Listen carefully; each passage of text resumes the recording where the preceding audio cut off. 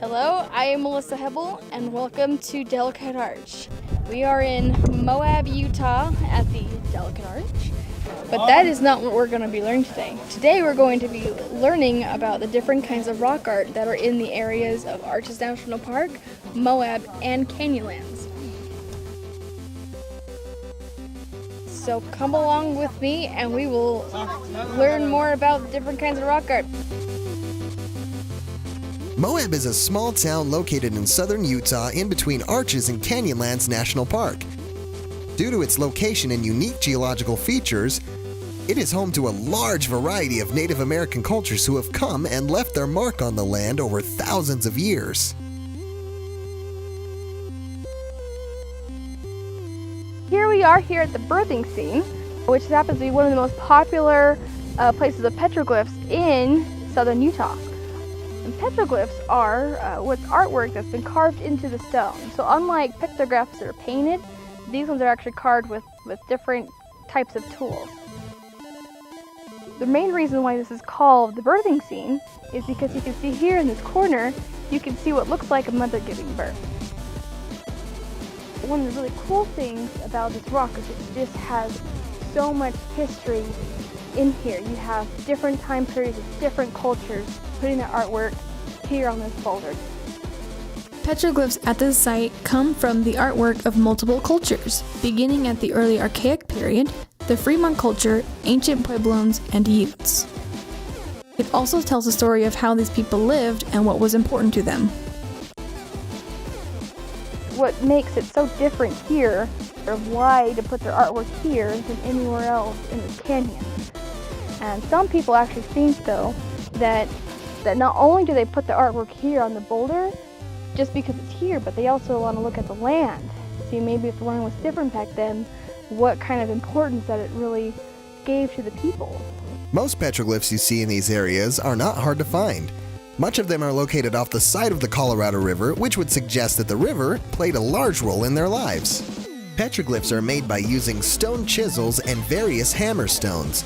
When they got dull, the natives would sharpen them on the rocks. You can see engravings in the rock from where these tools were sharpened.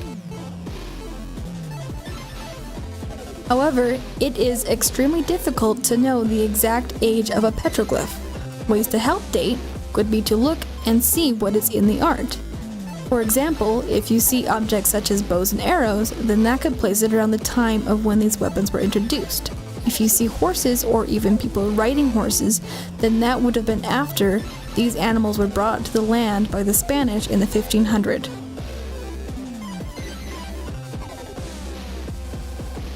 Another way of telling age is looking at the patina, which is a thin layer of minerals that grows over the petroglyph. The darker the patina, the older the art. This site is called the Courthouse Wash Rock Art.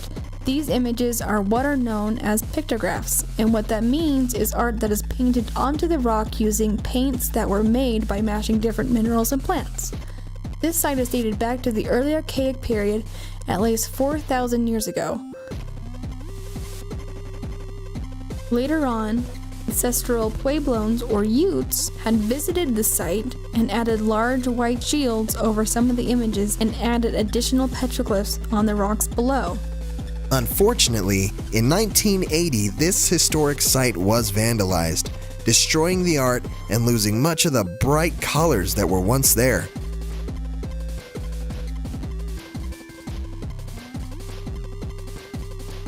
Behind me here is a petroglyph of a mastodon. This site was originally discovered in 1924. Due to its unique location, researchers thought it to be a hoax. The appearance of the art makes out the image of a mastodon. However, others speculate it could also be a mammoth, woolly rhino, or even a bear eating a fish. It is hard to know the true representation of this animal without the exact intentions of the artist. The really interesting thing about this is that this shows us that humans that settled here had interactions with these amazing animals. This also shows us that these animals did once indeed roam these lands. The latest period that we have dated for the mammoths was about 10,000 years ago, and the earliest human settlers that were here was about 12,000 years ago. So that tells us that we had about 2,000 years of interactions with these animals. That would date this petroglyph between 12,000 years old at the oldest. The true age of this site is also difficult to determine, not only because petroglyphs are hard to date as it is, but since its discovery, visitors have pecked away at the rock, removing the patina, trying to make the image stand out more in photographs. Still, to this day, the Moab mastodon remains a mystery. So the unfortunate thing about this piece is vandalism. There is so much vandalism in the area. And as you can see here, even with this amazing, amazing piece of art, you can see gunshots here and up here. And it's just so unfortunate because it really does put a huge impact on the piece of history, which is ruined forever.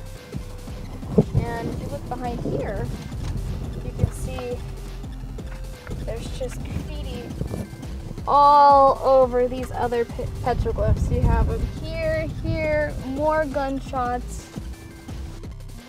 People think that it's cool to put their name on things, to put their mark that they were here.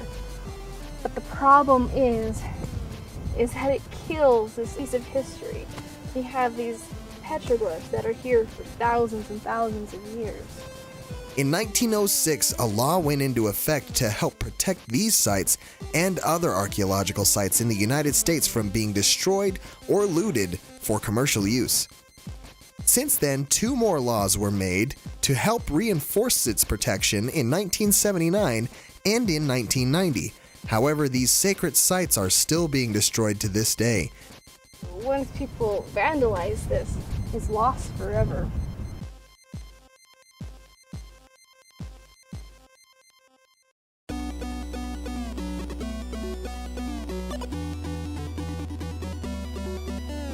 Horseshoe Canyon, formerly known as Barrier Canyon, lies just outside of Canyonlands National Park. In 1971, this remote canyon was added as an extension of the park in order to protect the rock art that resides within the canyon walls. It contains some of the largest and most well-preserved sites in North America. Horseshoe Canyon is also home to a very unique style of pictographs known as the Barrier Canyon style rock art. Due to their specific designs, there is only a handful of known sites in southern Utah.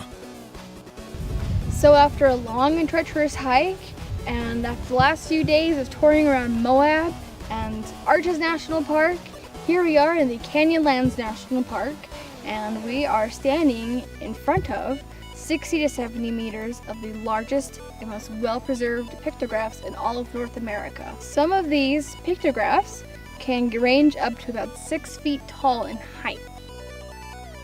And this is called the Great Gallery, or otherwise known as the Holy Ghost Panel. Reasons why these are called the Holy Ghost Panel is many of the pictographs you see behind me resemble images of ghosts. Although the Great Gallery is known as one of the most well-preserved forms of rock art in North America, archaeologists are still trying to understand what these images represented and who made them. With the use of up-to-date technology, scientists were able to date this site between 1100 and 3000 years old, and they are estimated to have been made by the early Archaic period. However, experts are still trying to understand what these images represented. Most people believe this site was used for shamanism and other spiritual and religious ceremonies. Others think they encountered otherworldly beings, since many of the images in the canyon possess non-human and other supernatural traits. It's hard to know the true meaning of this particular site and others like it, but that's what makes archaeology so wondrous. It emphasizes the importance of protecting these natural art galleries. That way, maybe someday, someone will come along and give us the correct interpretations.